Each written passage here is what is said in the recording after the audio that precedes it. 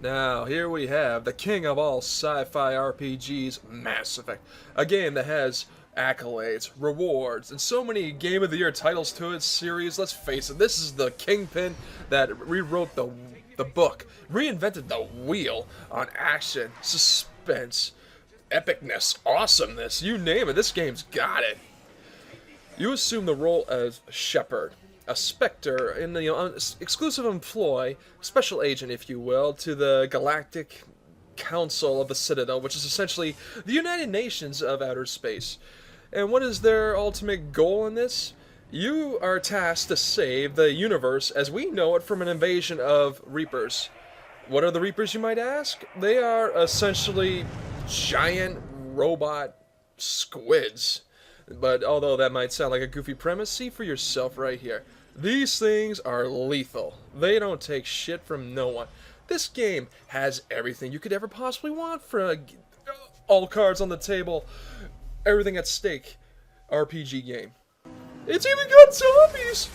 Oh my god! I'm so happy! It's got everything! This game's got everything you could possibly want! This is a total joygasm for me! That's right! Come on, Shep! Shoot him up! Get him! That's right! Smack him! Smack him! Yeah! Oh yeah! Look at these zombies go down. Ooh! They blow up. They blow up good. Now, what makes this game so special from many other RPGs that have come and gone since before this one ever hit the scene was that it was truly an experience that you, the gamer, make for yourself.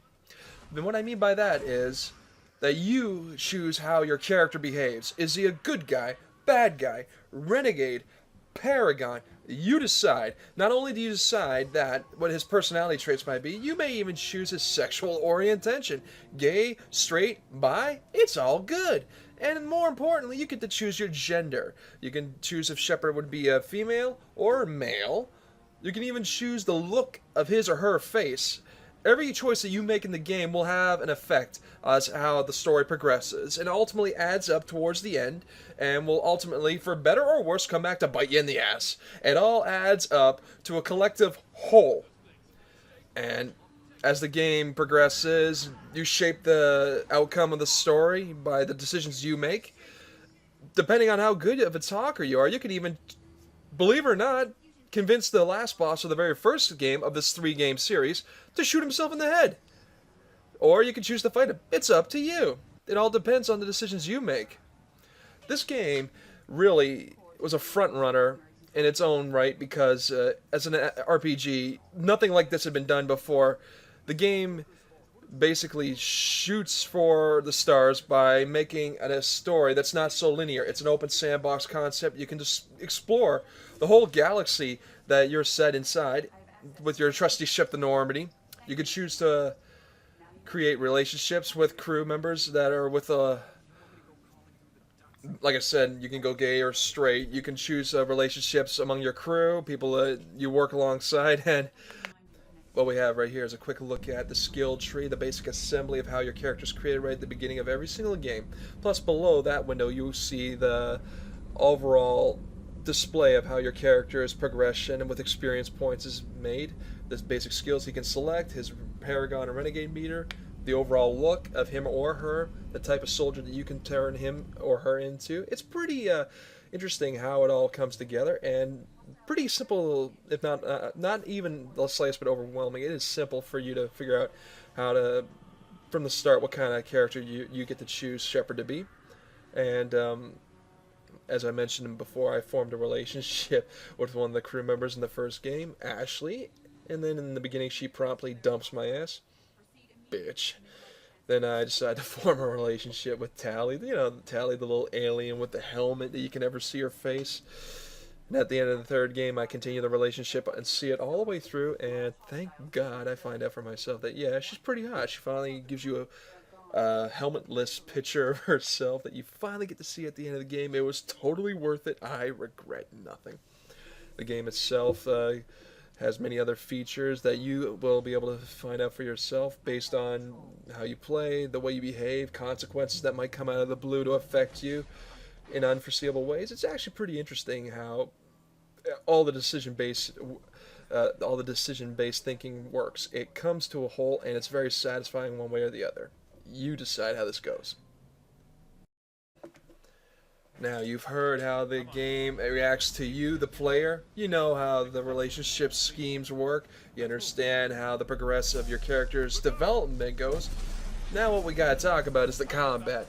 Pretty intense, if I do say so for myself. The scenery graphics are pretty spectacular. You can see how the Reapers, very technologically superior badass race of giant robot squids, would proceed with a hostile takeover of Earth. These guys don't have to answer anyone but themselves. And this is just the beginning of the third game. You start out with your buddy Anderson just trying to run for your life and get aboard the Normandy and get the hell out of Dodge. That's the ultimate objective that you get right off the get-go from the beginning of the third game, right when the invasion begins. The first two games were a big lead up to this inevitable invasion, and now you see how it starts. And it just hits the ground running.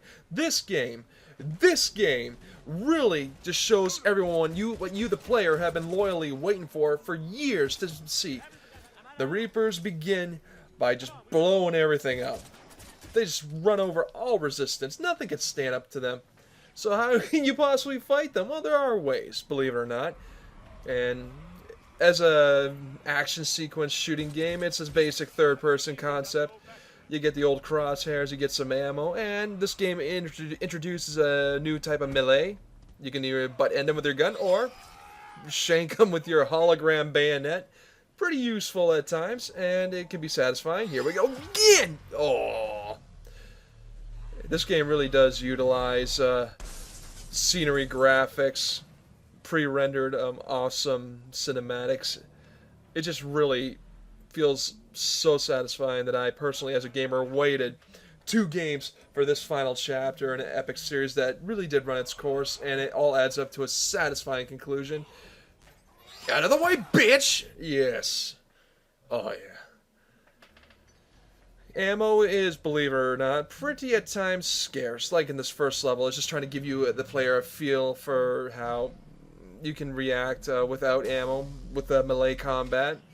But then there are some levels where you're getting way too much ammo. You got to rely on teamwork commands issued throughout your squad. You can go solo. I would recommend, as a gamer myself, I prefer having squad mates constantly back you up. Uh-oh. This guy's holding it strong. He's trying to take it all on by itself.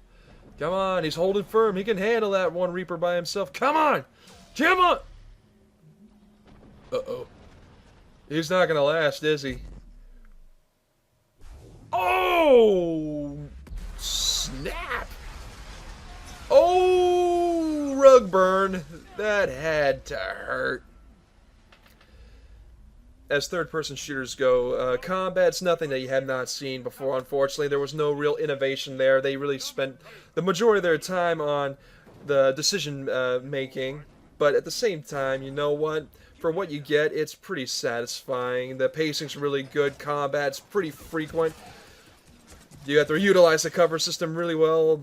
Accuracy is going to definitely be a factor. The spray and pray method won't really work. And you know what?